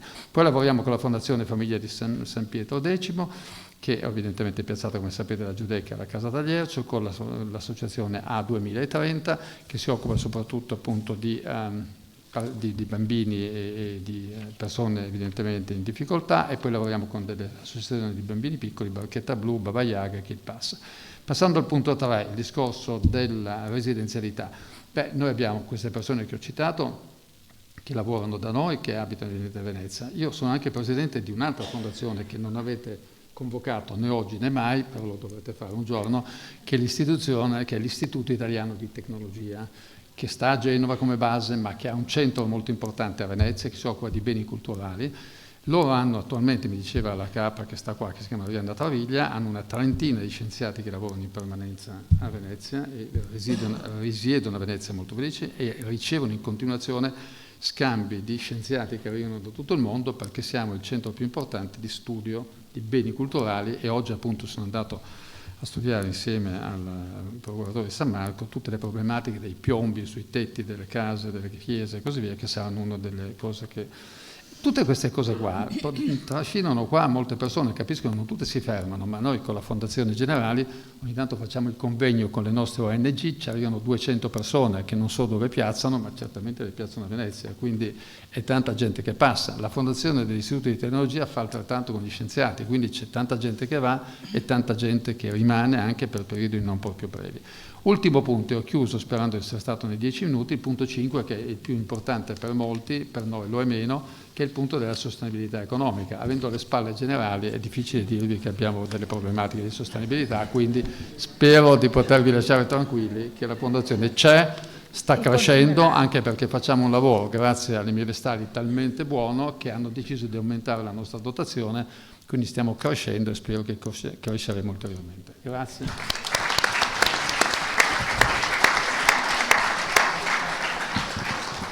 Ringrazio moltissimo il dottor Galatteri, mi pare che non solo sia stato assolutamente entro i termini temporali, ma ha ripreso una serie di temi assolutamente importanti. Le risorse umane tradizionali, le risorse locali e nello stesso tempo i mestieri innovativi. Mi sembra che questi due siano, come dire, aspetti assolutamente nodali del nostro discorso. La quarta fondazione di cui parliamo è la Pentagram Stiftung, fondazione svizzera fondata nel 2011 con missione di studiare e promuovere l'arte e il design del vetro, in particolare la storia del vetro a Venezia nel XIX e XX secolo. Qui apro una breve parentesi sulle date. Come avete sentito abbiamo parlato di fondazioni di vecchia data, fondazioni recentissime, la Pentagram Stiftung in un certo senso sta a metà, con la istituzione delle stanze del vetro come luogo di esposizioni periodiche, ma anche con l'obiettivo di aiutare e promuovere la produzione, che è uno degli aspetti che ci interessa di più, dell'arte del vetro a Venezia. In questo a me pare di avere anche, e su questa cosa delle date vorrei sottolineare il fatto che le fondazioni continuano a nascere. Ancora stamattina, per quelli di voi che hanno visto i giornali quotidiani, si parla di una fondazione di cui si sta parlando da un po' di di tempo, ma che dal punto di vista della formalizzazione è del gennaio 2025, che è quella della Scuola Grande di San Marco, che per noi veneziani è l'ospedale civile. È una fondazione quindi recentissima, che ha come suo patrimonio, visto che prima Andrea parlava dell'importanza e del ruolo del patrimonio, ha il ricchissimo patrimonio di pitture e intanto l'architettura dell'ospedale civile, il patrimonio dei dipinti del Tintoretto nella Scuola Grande di San Marco, ma anche la immane collezione di libri e di manoscritti sulla medicina che esiste, che è una collezione assolutamente importante ancora di cinquecentine, che ha a che fare con l'istituto, con lo studio di Padova, perché allora la facoltà di medicina faceva parte dello studio di Padova e che è legata di fatto alla collezione veramente specializzata esistente nella Scuola Grande di San Marco. Questo per dire che nuove fondazioni continuano a essere istituite, quindi è un'attività tutto sommato in progress. Detto questo, e parlando della Pentagram Stiftung, questa mi sembra in qualche modo di non essere del tutto d'accordo con Antonella quando diceva ci interessa in particolare di parlare dell'impatto sociale ed economico. No, io credo che noi vogliamo parlare dell'impatto sociale ed economico, ma anche culturale, e devo dire che da questo punto di vista le stanze del vetro, dal mio punto di vista, hanno avuto un ruolo e un peso sul gusto, sulla diffusione del gusto e dei comportamenti e dell'amore per il vetro, che vale la pena di sottolineare. Il vetro a Venezia esiste da sempre. Chi ha studiato Murano, io sono un po' in parte uno di quelli, sa che è dal 300 almeno che esiste questa attività di produzione del vetro e l'amore per il vetro, però è anche vero che c'è stato un periodo lungo in cui il vetro era diventato un po', come dire, è stato dimenticato. Io credo che il ruolo delle stanze del vetro nel permettere a tutti, in particolare i cittadini veneziani, ma non solo, credo che il discorso sia molto più ampio di così, di riappropriarsi del gusto e dell'amore per il vetro, sia stato un ruolo assolutamente fondamentale. Quindi è un problema di rinnescare l'attenzione e quindi anche la produzione, e non è un caso che la Venice Glass Week, la produzione del vetro contemporaneo, che non è attinente direttamente all'attività della Fondazione delle Stanze del Vetro, in qualche modo sia stato innescato da questo amore e gusto per il vetro. E da questo punto di vista io credo che appunto l'impatto sia anche un impatto culturale. Mi sono resa conto, girando un po' alcune capitali europee recentemente, che la nuova attenzione che esiste anche altrove, faccio l'esempio soltanto di Parigi e Bruxelles, per il vetro e la quantità di botteghe che aprono per vendere vetro veneziano, è assolutamente impressionante. Non è il vetro fatto a Hong Kong, è il vetro, sono antiquari o pseudo antiquari di vetro veneziano. Quindi questo mi sembra un aspetto che sicuramente ha a che fare con l'economia e con l'impatto sociale, ma anche con l'impatto culturale dal punto di vista del gusto e del piacere per un sapere tradizionale che a Venezia ha avuto un peso importante.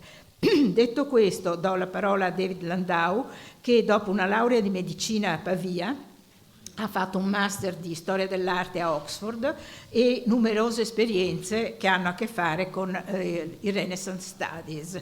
Le sue mostre, non solo quelle del vetro, non quelle delle stanze del vetro, ma per esempio attinenti alle stampe, alle incisioni che sono state fatte recentemente l'anno scorso, 2024, a Bassano, sulle stampe e anche a Carezzonico, sono secondo me di grandissimo spessore. Ha avuto cariche importanti in musei e riviste internazionali, abita più o meno abita a Venezia dal 2009, dico più o meno perché in realtà è una persona molto mobile, e le Stanze del Vetro nell'isola di San Giorgio come luogo espositivo, come dicevo prima, ma anche come centro studi e come archivi delle fornaci del vetro nella Manica Lunga della Fondazione Giorgio Cini sono parte del discorso che ci interessa affrontare oggi. Le Stanze del Vetro, se non ricordo male, sono state lanciate nel 2012. Hai detto tutto. Scusa David, però confermo. Prima mi hai salvato perché destra. pensavo di non Chiedo parlare scusa. dell'aspetto culturale, perché avevate detto non l'aspetto culturale. Tu mi hai salvato da quello, ma poi hai detto tutto quello che volevo dire io. Vabbè, comunque, vi racconto la storia delle Stanze del Vetro comunque. Vedo molte facce amiche, quindi molti di voi sanno esattamente cosa è successo nel passato. Comunque mia moglie Rosy e io siamo arrivati a Venezia nel 2009, come hai già detto tu, e il primo atto che volevamo fare per fare un omaggio alla città in cui pensavamo di abitare abbastanza è stato quello di offrire la nostra collezione di circa 2500 vetri del XX secolo di Murano ai musei civici. La cosa i musei civici dopo 6 mesi di deliberazioni l'hanno rifiutata, hanno detto che non c'era le vetrine, non c'era il personale, non c'era lo spazio, non c'era questo, non c'era quell'altro. Poi mi hanno offerto la presidenza dei musei civici e mi ha detto, beh, se sei presidente dei musei civici ti puoi fare il regalo da solo. Io ho detto no, ma il conflitto di interesse, no, conflitto di interesse a Venezia non ci sono, come sappiamo molto bene adesso. Mi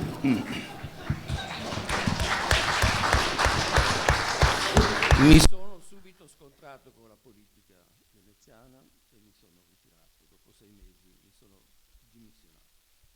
Norman Rosenthal, carissimo amico, Exhibition Secretary della Royal Academy, con cui avevo fatto la mostra dei Genius of Venice nell'80 qualcosa, 83, mi ha detto, ma devi andare a parlare con Pasquale Gagliardi, che era segretario della Cini, e sono andato a parlare con Pasquale Gagliardi e mi ha detto, guarda, la collezione di vetri la potete mettere qui, ti faccio vedere un bellissimo building che abbiamo qui, è vuoto, è abbandonato da anni, c'era la scuola nautica, venite qui, mettete tutta la vostra collezione e sarà una cosa stupenda.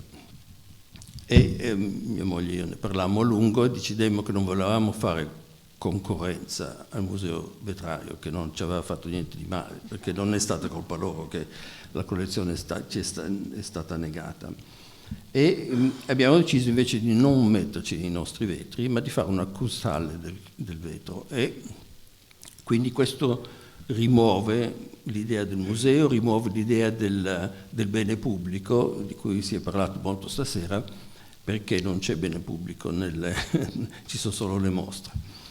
E in questa custale abbiamo fatto mostre, come sapete, per gli ultimi... Aspetti, ecco, questo sapete dov'è? Questo è il nostro building. Abbiamo fatto mostre, abbiamo chiesto a Annabel Seldorf di trasformare questa palazzina abbandonata in un museo, e ci ha fatto questo magnifico lavoro e abbiamo incominciato a fare le nostre mostre. E lì c'è una persona che non conosco, e abbiamo fatto, la prima mostra è stata la famosa mostra di Scarpa, che poi è andata al Metropolitan, ed è stata l'inizio di una lunga fila di mostre che erano di 2 tipi. O c'erano le mostre dedicate ad Avenine e Cappellin. Abbiamo scelto Avenine e Cappellin per 2 motivi, che sono poi lo stesso motivo, perché era la più grande, la più avanzata fornace di Murano in tutto il XX secolo, e perché noi la collezionavamo, la nostra collezione è solo di Venine e Cappellini, quindi avevamo molti vetri da offrire alle mostre di Marino Barbiero. Le altre mostre che invece facevamo erano mostre sui vetri fatti altrove, non a Murano, perché volevamo far vedere non solo ai veneziani ma particolarmente ai muranesi le cose bellissime che erano state fatte in tutti i paesi europei e del mondo, e vi farò vedere qualche immagine. E abbiamo fatto i grandi maestri come Scarpa, come Martinuzzi, sia storici che contemporanei. Questa è la mostra di Alessandro e Laura di Santigliana. Purtroppo non sono con noi più. E queste, per esempio, questa è la mostra dei vetri finlandesi, la mostra dei vetri degli architetti austriaci dell'inizio del XX secolo, Hoffmann e così via. Sozzas, quindi cose di design, abbiamo fatto molto design, tanto arte che design. Questo qui era la mostra meravigliosa degli inizi dell'attività di Scarpa con Cappellin, con questi vasi, uno più bello dell'altro, che hanno cambiato la storia di Murano completamente. E questa era l'idea, volevamo che i muranesi vedessero queste cose, perché non avevano mai visto, non avevano consultato i libri, non ne avevano mai fisicamente visti. Sono sicuro che la maggior parte dei muranesi che è venuto alle nostre mostre non ha mai visto i vetri della storia di Murano, ed è questo il messaggio che volevamo portare non solo al pubblico veneziano, ma particolarmente al pubblico dei maestri muranesi. Questa è stata la grande mostra di Italia 61, la mostra dell'illuminazione di Venini, questo colossale lampadario fatto da Scarpa nel 61, e questa è stata l'ultima mostra, l'ultima serie che è cominciata l'anno scorso con il vetro di Murano alle Biennali, e questo è stato il primo episodio, il vetro dal 1912 al 30, a cui seguirà la prossima mostra, che comincia il 13 aprile, che è il vetro di Murano alle Biennali dal 32 al 42. Sono date importanti, perché nel 1932 fu iniziato il Padiglione Venezia, che non esisteva prima, e che è dedicato alle arti minori, come detto, però praticamente tutto dedicato al vetro. C'era anche il merletto veneziano, ma praticamente era tutto dedicato al vetro, e questo padiglione speciale andò avanti dal 1932 al 1972, ed è anche quello una data importante, perché da lì è incominciato a sparire il vetro dalla coscienza dei veneziani. Abbiamo fatto anche abbiamo commissionato questi meravigliosi lavori, installazioni site specific ad artisti che non avevano mai fatto vetro prima. Questo è Hiroshi Sugimoto, ha fatto questa tea house in vetro.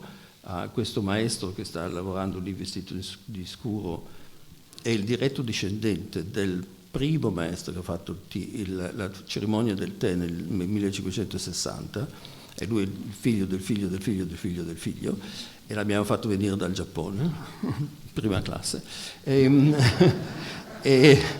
veniva ogni mese e stava 3 giorni a Venezia, però c'era un pubblico enorme che veniva a assistere a queste cerimonie del tè. Poi abbiamo chiesto a Pei White, un'artista californiana, di farci un'altra installazione nello stesso spazio, e questo è questo serpente di vetro, è la riproduzione in vetro del fiume Qualala in California, vicino a casa di Pei White, ed è stato anche questo una rivelazione, perché ha anche comportato l'uso di un diverso tipo di lavorazione del vetro, molto diverso dal vetro soffiato naturalmente.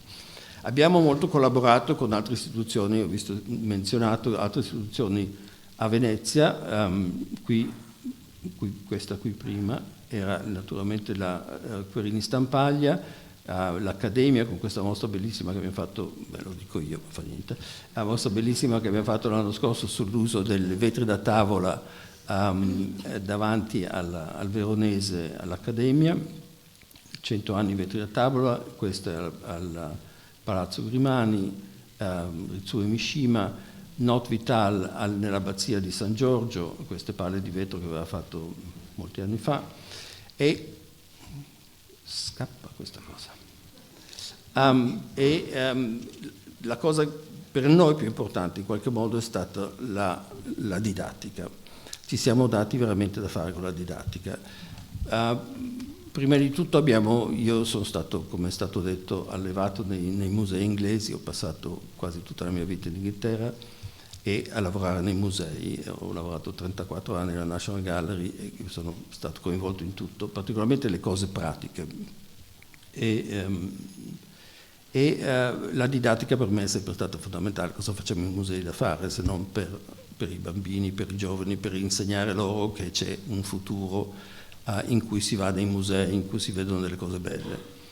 E nella didattica, abbiamo dedicato molto, quindi le stanze vetro non sono solo sempre gratis per tutti, ma sono anche gratis per le scuole veneziane e del Veneto, che non è una cosa, ho scoperto, non è solo una cosa normale, perché ho scoperto che normalmente le istituzioni veneziane fanno pagare 350 euro per classe alle scuole. Le scuole non hanno una lira, non hanno neanche i soldi per comprare la carta igienica, come abbiamo sperimentato noi quando abbiamo mandato i bambini qui all'asilo e alle elementari, e fargli pagare 350 euro per una visita a un museo è impossibile, vuol dire che non ci vanno. Invece da noi ci vengono in grande numero. Poi abbiamo anche organizzato delle mostre un po' particolari, come quella degli animali di Murano della collezione Rosenberg, che era completamente dedicata ai bambini, con tutte le piattaforme per i bambini, c'erano i passaggi sotto le vetrine per divertirli, e c'erano i suoni degli animali in una zona dipinta per terra in ogni stanza, e abbiamo anche organizzato un servizio, perché era alla fine del Covid, un servizio di autobus. Avevamo un autobus dedicato che 2 volte al giorno andava in giro nel Veneto e riportava 70 bambini a Venezia. C'era un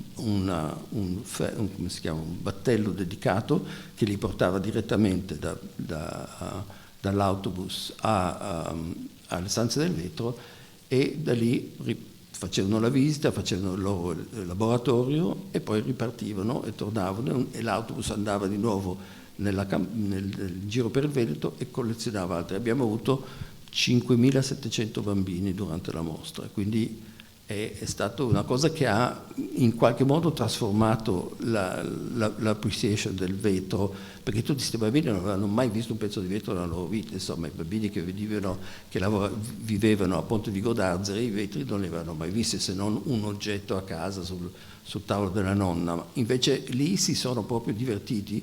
È stata l'unica volta in vita mia, io ho vissuto nei musei, che ho sentito un bambino davanti alla porta all'uscita della mostra dire: mamma, quando torniamo? Mai visto in vita mia.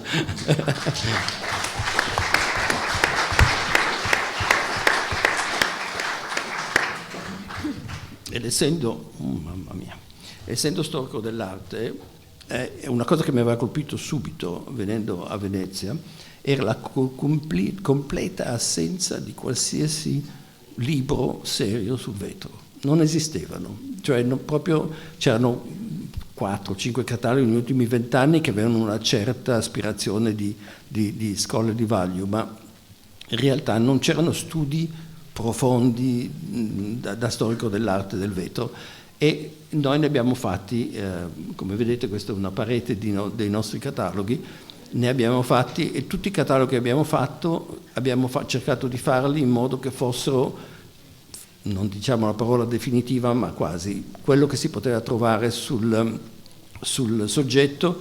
È una cosa così completa che se uno si vuole informare su qualsiasi di questi argomenti è sicuro, anche perché hanno 500-600 pagine l'uno, che troveranno tutto. E questo per me è una cosa dal punto di vista personale che mi ha dato molta soddisfazione, e che ha anche causato quella grandissima soddisfazione di vedere scritto in Apollo un commento del Chief Curator della Frick Collection di New York, che ha detto che le stanze del vetro erano la più importante istituzione culturale italiana fondata negli ultimi 10 anni.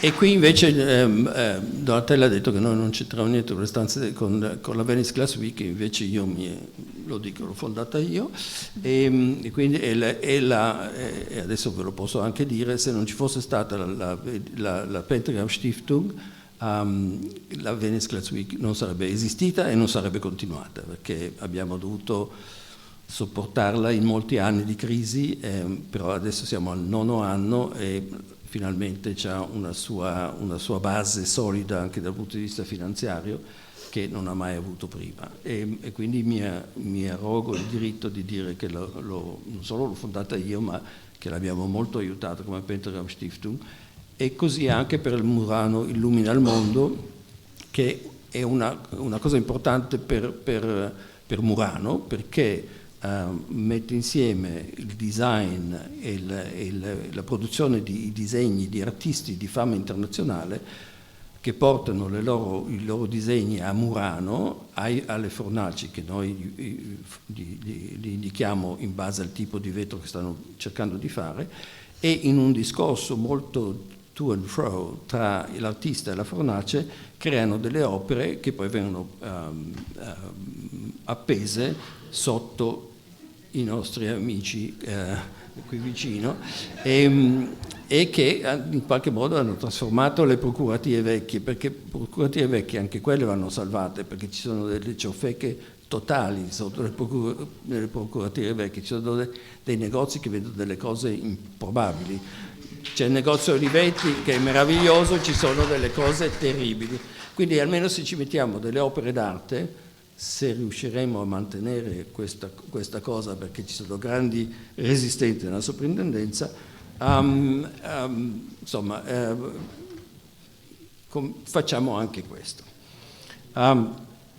Un'altra cosa che abbiamo fatto e che ha menzionato anche Donatella è il Centro Studi del Vetro, e questo è stato un grossissimo sforzo.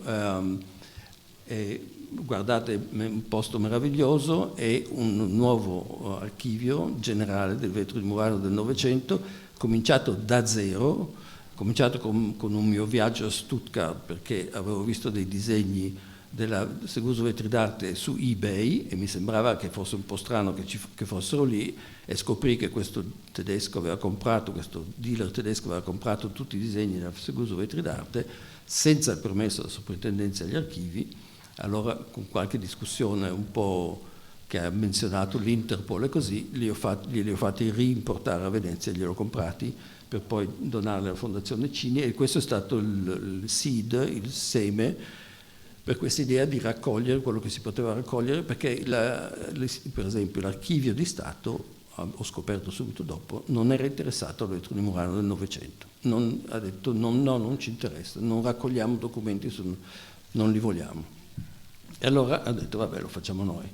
E questa cosa si è ingigantita nel tempo, abbiamo comprato tantissimi archivi e adesso abbiamo questa meravigliosa sala Messina e le celle a lei collegate, in cui abbiamo più di 250.000 tra disegni e fotografie d'epoca, e 250.000 è solo il tip of the iceberg, perché abbiamo tutte le fatture sulla destra, vedete lì ci sono tutte le fatture di Salviati in 100 anni di lavoro, e ogni fattura ha 10, 12, 15 fogli attaccati con il coso della posta, il coso dell'assicurazione, il complaint del cliente in Massachusetts che dice no, mi è arrivato uno dei vetri rotti, allora gliene mandiamo un altro.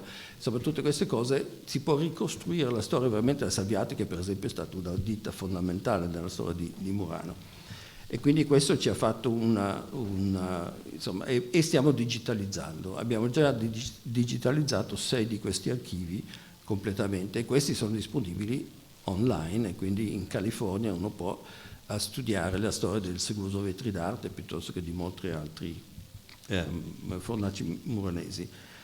Un'altra cosa a cui ci teniamo molto naturalmente è la scholarly side, come abbiamo detto, e abbiamo appena cominciato un Glass Scholarship Committee, International Glass Scholarship Committee, perché una cosa che manca è il fatto che giovani che vogliono o studiare il vetro o fare il vetro devono trovare un modo di farlo, non c'è un portale che li aiuti a dire io voglio fare del vetro, voglio studiare il vetro per 3 mesi a Venezia o a Koning o a Pilchuck, e non sanno dove andare, devono andare in tutti i posti e cercare di trovare qualcosa. E abbiamo un gruppo di istituzioni, incluso le università veneziane, il Corning Museum e altri. Abbiamo formato questo scholarship committee e che finalmente oggi mi è arrivato il MOU, Memorandum of Understanding, di tutte queste istituzioni, se mi sembra un miracolo, che hanno approvato il wording di questo Memorandum di Understanding, e abbiamo già pronto un website, un portale che è ospitato nel portale del website del Corning Museum. E lì quindi chiunque vuole occuparsi di vetro va sicuramente sul Corning, sul website del Corning, e lì troverà tutte le indicazioni per traineeships, scholarship, fellowships, eccetera. Tutto questo l'abbiamo fatto e poi volevo parlare anche allo UAV, abbiamo una lunga associazione con lo UAV e abbiamo iniziato molti anni fa lo studio dei colori di Murano attraverso la loro struttura chimico-fisica. Perché ogni fornace, ogni vetreria aveva un colore, avevano tutti l'ametista, ma ogni ametista era diverso dall'altro. E io ho pensato, perché non cominciamo dall'aspetto chimico-fisico dell'ametista e poi risaliamo alla vetreria per capire chi ha fatto che cosa, perché a Murano si copiavano qualsiasi cosa in qualsiasi momento. E così abbiamo fatto. Io in realtà ero andato lì con l'idea di fare una macchina che si può fare, ma che mi hanno detto mi ammazzano se la faccio, che fa vedere se il vetro che un turista ha comprato è di Murano o è cinese. E si può fare, adesso con tutti gli studi che ha fatto lo UAV si può fare, però mi hanno detto che se giro per Murano e faccio una cosa del genere, giro per Murano, I'm a dead man. Vabbè, comunque tutto questo è stato fatto per l'amore del vetro, perché vogliamo che il nostro amore del vetro venga condiviso non solo dai veneziani, ma anche dai molti turisti che vengono qui. Nella Venice Glass Week abbiamo 150.000 persone che vengono per una settimana a vedere il vetro. È il più grande festival del vetro del mondo. E quindi quest'anno avevamo 45 partecipazioni internazionali di gente che aveva mandato i loro vetri dall'Australia, erano stati accettati dal molto severo Scientific Committee è una cosa che cambia. E noi quello che vogliamo fare è che i muranesi, guardando le glorie del passato e pensando alle glorie del presente, possano pensare alle glorie del futuro e darsi la confidenza di dire queste cose così belle le posso fare anch'io. L'ultima parola sono i numeri, dato che tutti hanno citato i numeri, io ho qualche numerino, non faccio concorrenza qui. Abbiamo fatto 23 mostre da quando abbiamo aperto, 2 installazioni specifiche che avete visto, 15 mostre itineranti, perché le nostre mostre vanno in giro per l'Europa. Adesso per esempio la nostra mostra di Paolo Venini è a Praga, sono andato in inaugurazione qualche settimana fa, da Praga va in Francia, da Francia va a Zara e da Zara andrà in Svizzera, quindi girano in tutta Europa e anche nel mondo in continuazione, quindi 15 mostre itineranti. Il totale dei visitatori nelle nostre mostre, noi siamo svizzeri, quindi li contiamo uno a uno, diciamo circa, sono stati 1.592.642, 1.600.000 persone che hanno guardato il vetro, e sono sicuro la maggioranza di questo, tranne i repeat offenders in Venice, non avevano mai visto un vetro in vita loro. E quindi l'idea di 1.600.000 persone che hanno visto il vetro per me è una soddisfazione enorme. Abbiamo pubblicato 25 cataloghi, abbiamo organizzato 20 convegni internazionali, abbiamo digitalizzato, come vi ho detto, 6 archivi, abbiamo più di 50.000 unità documentali e abbiamo formato 40 borse di studio e 6 borse residenziali. E tutto questo con 38 persone di cui 6 full time e gli altri che sono consulenti, che vengono quando sono.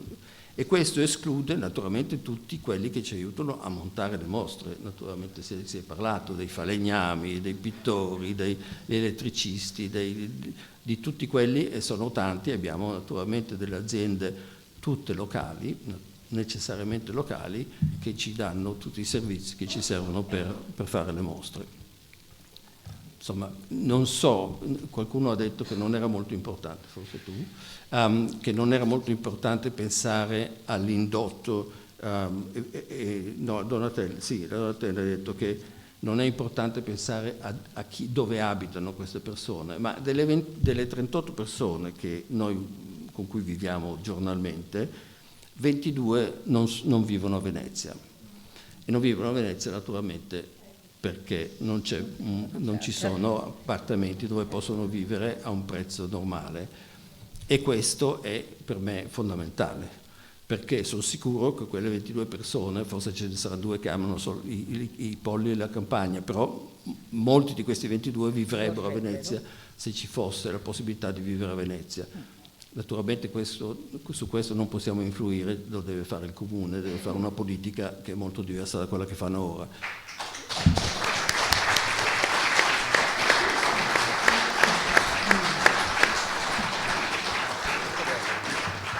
Grazie.